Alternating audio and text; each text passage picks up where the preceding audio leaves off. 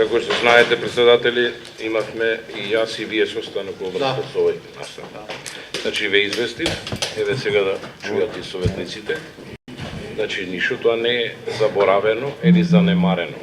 Во теке постапката, значи, имаме влез во Министерството за внатрешни работи. Имаме нарушување на ЈРМ по член 4 и 5 од Законот за прекршечна постапка. И во теке работата ги чекаме уште некои лица за утврдување на идентитет. Значи, ова не може да се скрие. Ова е настан што не се крие. И тоа е јасно. Постапката што било добро, ќе разговараме подоцна. Значи, се од правен аспект да ви објаснам дека, значи, во теке не може, мора да има во МВР влез, мора да има излез.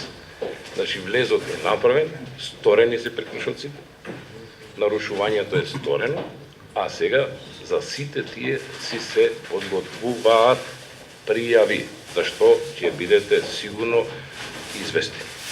Јас и председателот имавме специјално состанок кај мене во канцеларија и го известив, значи материјалот го погледна председателот на Советот и сега и вас ве известувам, значи во теке, уште малку ни фалат некои дополнителни точки, поточно утврдување на идентитет на лицата сторители на прекршоци.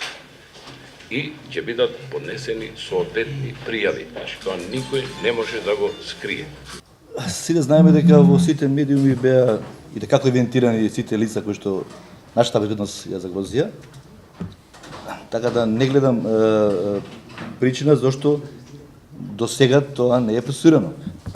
Кога знаеме за други работи, нашето Министерство за внатрешни работи е многу брзо и ефикасно, нели?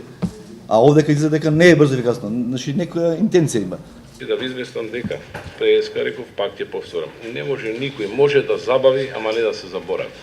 Забавена е постапката од аспект што во првиот пат, оваа фотографија советникот што ја покажа не е од првиот пат, од вториот. Да. Бидејќи јас бев во тек, значи тогаш за првиот пат, овдека јас бев одговорен со многу малку екипа, бидејќи некако на брзина ни се случи тоа. Немавме време доволно да се организираме. Чудно некои луѓе ние што ги гледаме се повторуваат на многу протести, па ние веќе ги познаваме, вие до сега не ги утврдивте. Малце тоа ми е нејасно, искрено ги кажам. Пошто едни исти луѓе ги гледаме на многу протести, на 24 декември истите луѓе, контрапротестанти, па овде. Така да не знам, не ви држи оваа експликација, искрено ги кажам. Вие сте персонално лице, ја не сум персонал во таа област, а леве ја како лаик, мислам дека за таа област, мислам многу во држава на многу протести, едните исти се повторуваат на контрапротести и протести. Ако имате, еве јавна седница ево. Значи ако имате информација за некое лице, слободно доставете ја до станицата. Тоа многу ќе ни помогне. И таа е соработката меѓу полициската станица и Советот на општината и заедницата. Општо сакам да изразам дека има едно задоволство во одредена промена на подобро во последнава година дена и сакам да го кажам само тој став, дека граѓаните се осеќаат посигурно, подобро, кажуваат дека има патроли кои што порано ги немало, значи дека зачестени се и дека соработката со полициската станица Беко, со прва полициска станица, дека е подобрена на... Кога седав јас овде, каде што сега седам, кога беа фрлани шишиња, кога беа фрлани јајца, кога беа скршени прозорите, кога немавме услови за работа, стоевме овдека и тоа е благодарност за сите советници што не ја прекинавме седницата, имавме доблест да ја продолжиме. За вистина на волјата, ваши вработени беа поставени поред прозорите. Дали сметате дека е тоа добро да тие седат, а преку нив се лупа на бараката, се кршат прозори? Тоа највеќе што ме заболе како граѓани. Во еден момент овдека сите се присутни, дојде амбасадорката на Холандија, на Италија и представникот на Американската амбасада, ако не се лажи. Јас седев тука на овистиот прозор, кај што сум сега. Преведувачот го праша вашиот вработен, зашто не преземате нешто? Одговорот беше, ни е речено да седиме тука, ништо да не преземаме. Знаете што беше во мене? Она изреката зини земјоботни. Многу пати кажавме што сториле Иначе секој нормален човек не може да се сложи со тоа што се случуваше. А да не се повторуваме се 100 пати на исто.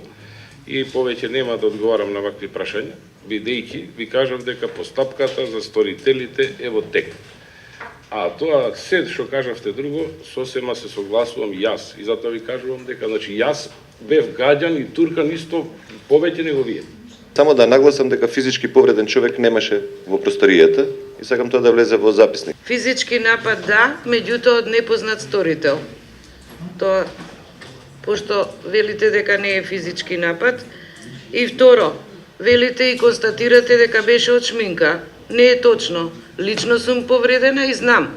Беше дрво, во првата интервенција дрвце се извади од окото, а во втората, каде што ме упати колегата Горан, извадија песок и од долниот дел на окото и од горниот. Значи, доколку влезе одреден предмет меѓу окото и меѓу капакот, значи, дали тој предмет може да направи одредена физичка повреда? Да, може да направи, но доколку не пробие, доколку нема повреда на белкава, да кажем, народски кажано, нели, на склера или доколку нема повреда, значи, доколку не пенетрира. Нас често ни се случило. Јас се извинувам да дефинираме што е физичка повреда. Медицински велиме дека јас затоа и реков, немаше, сва среќа што немаше медицинска повреда, а можеше да дојде.